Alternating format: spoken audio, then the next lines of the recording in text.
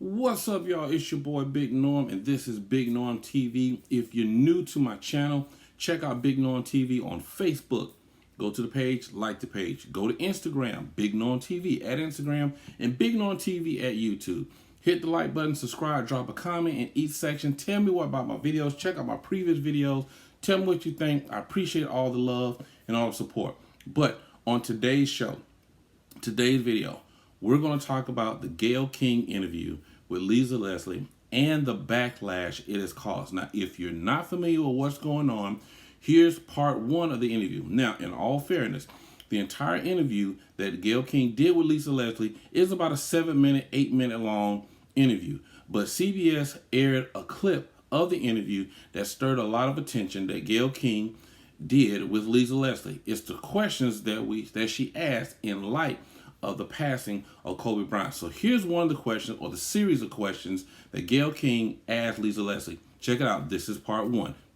It's been said that his legacy is complicated because of a sexual assault charge, which was dismissed in 2003, 2004. Is it complicated for you as a woman, as a WNBA player? It's not complicated for me at all. Even if there's a few times that we've been at a club at the same time. Kobe's not the kind of guy, never been like, you know, Lisa, go get that girl, or tell her, or send her this. I have other NBA friends that are like that. Kobe's, he was never like that. I just never have ever seen him being the kind of person that would do something to violate a woman or be aggressive in that way. That's just not the person that I know. But Lisa, you wouldn't see it though. As his friend, you wouldn't see it. And that's possible. I just don't believe that. And I'm not saying things didn't happen. I just don't believe that things didn't happen with force. All right, you've heard the first series of questions that Gayle asked and how Lisa reacted to it. In all fairness, like I said, this isn't the entire context of the interview, but these are the portions that got people stirred up to where we got reactions from people like 50 Cent, Boosie, and Snoop Dogg. Now, I won't repeat the comments that many of them use because of the language. I understand their frustration, their anger. I just don't use the personal language that they use, okay? Now, this isn't over. There's still a second part to this conversation, a series of questions that Gayle King continued to ask Lisa Leslie concerning Kobe Bryant, his rape case, and his legacy and whether or not it was tarnished. Okay, so here's the second part of that interview, the series of questions that Gayle King gave to Lisa Leslie.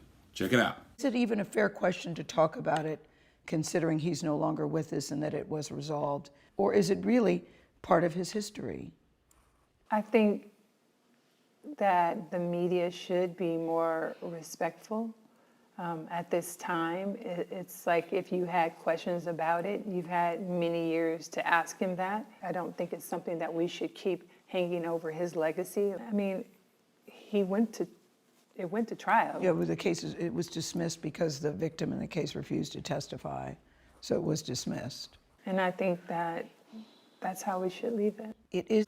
All right, you saw the first series of questions that Gayle asked Lisa. You saw the second series of questions that Gayle asked Lisa. Now, in fairness, Gayle King, once she seen what was going on and got the information and she saw what was going on social media, she responded the next day concerning the interview with Lisa Leslie. You decide for yourselves who was at fault, if you feel there's any fault at all. I've been up reading the comments about the interview I did with Lisa Leslie about Kobe Bryant. I know that if I had only seen the clip that you saw, I'd be extremely angry with me too. I am mortified, I'm embarrassed, and I am very angry. Unbeknownst to me, my network put up a clip from a very wide-ranging interview, totally taken out of context, and when you see it that way, it's very jarring. It's jarring to me. I didn't even know anything about it. I started getting calls. What the hell are you doing? Why did you say this? What is happening? I did not know what people are talking about. So I've been told, or I've been advised, to say nothing. Just let it go. People will drag you. People will troll you. It'll be over in a couple of days. But that's not good enough for me, because I really want people to understand what happened here and how I'm feeling about it. I reached out to Lisa. because I know that she's a longtime friend of Kobe's, to talk about his legacy and their friendship. We had a really wide-ranging interview, talked about many things: his career, his passion, his sense of humor, the way he was mentoring other people, how he was starting his next chapter. It was wide-ranging. And yes, we talked about that court case, because that court case has also come up. And I wanted to get Lisa's take on it as a friend who knew him well, what she thought, where that should stand. And I thought it was very powerful when she looked me in the eye as a member of the media to say it's time for the media to leave it alone and to back off. During the course of the interview, I asked follow-up questions because I wanted to make sure that her position and perspective were very clear. And at the end, when she said it's time to leave it alone, as I said, I thought that was powerful. And I insisted that that part be in the interview, because I thought that it put a nice button on that part of the conversation. When the interview aired, we got a great reaction to it. I talked to Lisa last night. I believe that Lisa was okay with the interview. And I felt really good about the interview. So for the network to take the most salacious part, when taken out of context, and put it up online for people who didn't see the whole interview, is very upsetting to me, and that's something I'm going to have to deal with them. And there will be a very intense discussion about that. I also want to say this. I have been with Kobe Bryant on many social occasions. He was very kind and very warm to me, and I felt that we had a friendly relationship. I, too, am mourning his loss, just like everybody else. I still am shocked by it. It's tragic and untimely, and the last thing I would want to do is disparage him at this particular time. And I hope people understand that. And that's why I'm taking this time to speak to you directly. I've never done one of these before. I've never done one of these before, but this was so important to me that I felt I had to say something. I don't want to sit up on a set and read a prepared remark. I wanted you to hear exactly where I'm coming from and how I'm feeling, and to let everybody know that no disrespect intended. And now I've got to go to work. I thank you for listening. All right, you've heard the response given by Gayle King. Now, I've played you the first series of questions. I've played you the second series of questions. Again, this is not the entire interview. If you've seen the interview, and she's asked Lisa Leslie about how Kobe was earlier in the days, and how Lisa would say he would watch so many Jordan films and so much, and how he was on the court, off the court. She also asked later on, after those series of questions, how Kobe's passing has affected so many people, and why so many people are so hurt for a person that they didn't even. She asked these questions. And in all fairness, I'm giving the full interview is full context. I feel that Gayle King was totally irresponsible. Kobe Bryant hasn't even been buried, memorialized yet, okay? His wife is still grieving. She lost her husband and her daughter at the same time in a helicopter crash. I would feel that Gayle King should be more sensitive to the Bryant family during this time, because emotions are still high right now. Kobe's death affected a lot of people. But the series of questions that she asked were inappropriate. One, because Kobe is gone. He can't defend himself. Two, the rape case was dismissed. Charges were dropped. Nothing ever went to trial. Kobe Bryant publicly apologized to everyone and his family and his wife at his side, holding hands, apologizing for what happened. Now, there was a civil case brought on by the accuser, and it was settled out of court. The details we do not know. Fast forward to 2020, Kobe's gone. Now Gayle King wants to ask these questions where she had 17 years to talk to Kobe Bryant herself. Another issue that people are saying is that she and Oprah are targeting black men. Oprah did an HBO special talking to the accusers, if you want to call them accusers, or the guys that spoke at the Michael Jackson trial. The same men that testified under oath during the trials, that nothing happened between them and Michael Jackson. Now, 10 years later, 10 plus years later after Michael's death, now they want to say that something happened. Then fast forward, Gayle King did the R. Kelly piece. Now we saw that interview, how everything that went down and so forth.